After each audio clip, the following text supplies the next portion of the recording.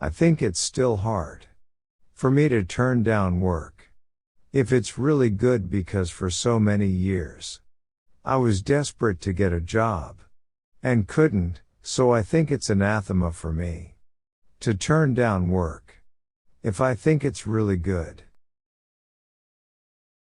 All parents are trying to balance. Look, I'm lucky in the sense that I can control my hours. I can choose my jobs, and not everybody has that choice. But it's a family decision every time I take a job.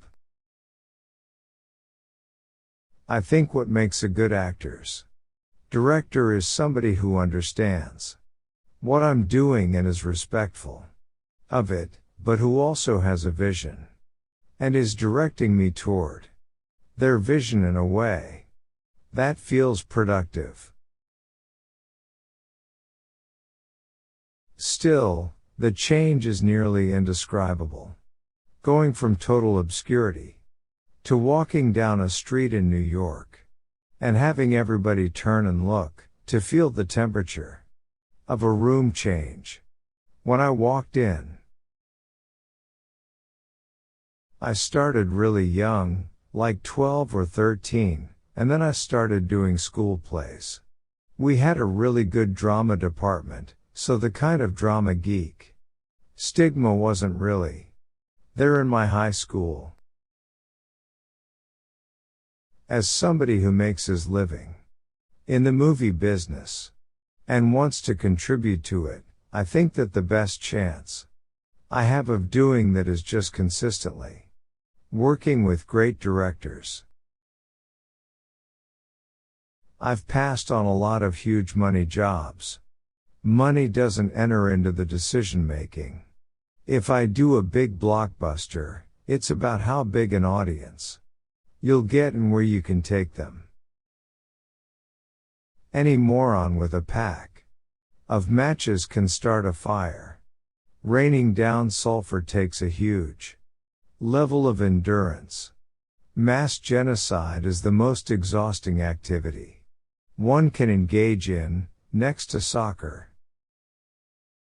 It's an objective fact that if you want to solve some of these huge, kind of bigger problems of extreme poverty, you have to include the women.